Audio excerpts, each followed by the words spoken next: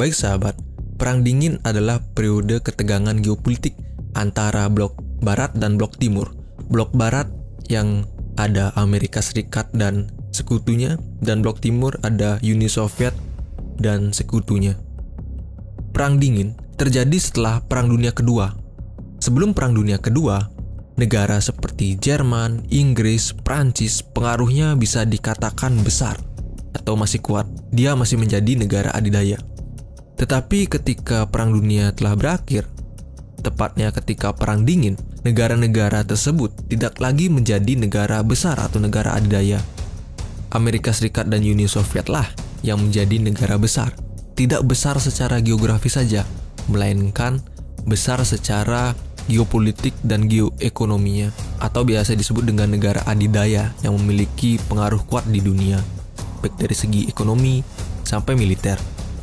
Meskipun selama Perang Dunia Kedua, Amerika Serikat dan Uni Soviet sekutu, tetapi ketika Perang Dunia Kedua berakhir dan tepatnya Perang Dingin, dia mengalami perselisihan ketika diplomat Amerika Serikat kala itu menyarankan untuk melakukan penekanan politis terhadap Uni Soviet beserta usulannya untuk anti-komunis. Perang Dingin terjadi karena adanya perbedaan ekonomi dan politik di antara kedua negara. Amerika Serikat yang cenderung sistem ekonomi kapitalis dengan Federal Republik yang terdiri dari sistem presidensial dua partai.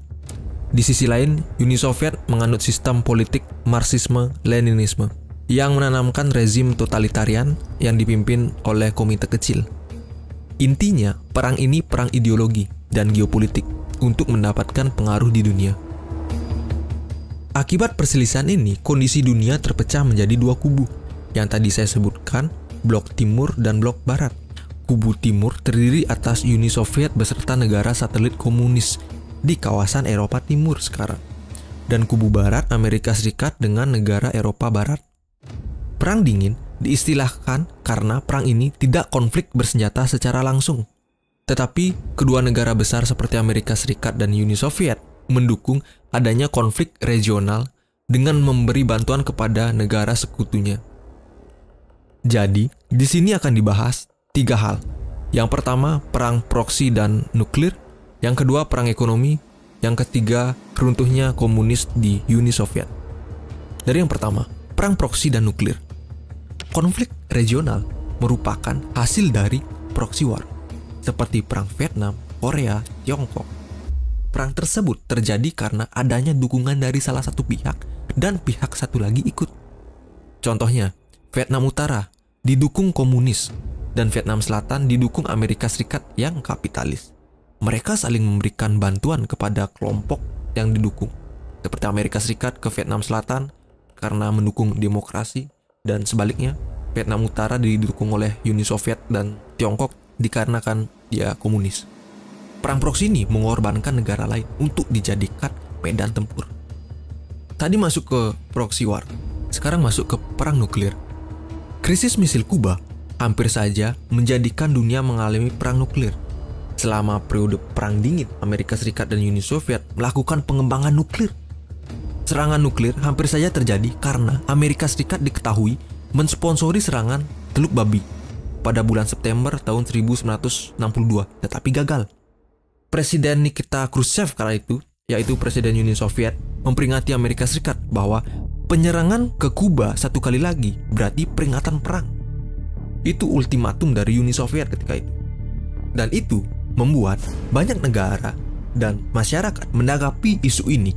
Muncul gerakan perdamaian dunia yang menentang adanya uji coba senjata nuklir.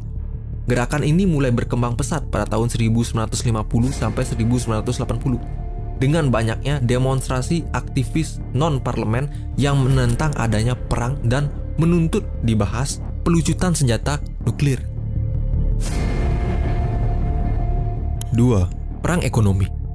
Pada saat Perang Dingin, Amerika Serikat ingin menunjukkan kekuatannya dan ingin memainkan geopolitiknya dengan Marshall Plan. Marshall Plan itu bantuan yang diberikan pasca Perang Dunia Kedua agar Eropa cepat pulih dan Eropa tidak jatuh ke tangan komunis. Marshall Plan sudah dibahas di video sebelumnya. Sahabat bisa melihat atau mengecek di video sebelumnya. Kita lanjut yang ketiga. Runtuhnya Uni Soviet. Uni Soviet telah menjadi negara komunis hampir 70 tahun. Dan Uni Soviet lahir tahun 1922 ketika revolusi Bolshevik atau revolusi Oktober terjadi. Ketika Perang Dunia Pertama berakhir, Partai Bolshevik menggulingkan Tsar Rusia yang sudah berkuasa berabad-abad. Dan tahun 1980-an, ekonomi Uni Soviet mengalami masalah dan internalnya juga bermasalah. Ketika itu, Uni Soviet menginvasi Afghanistan tahun 1980-an.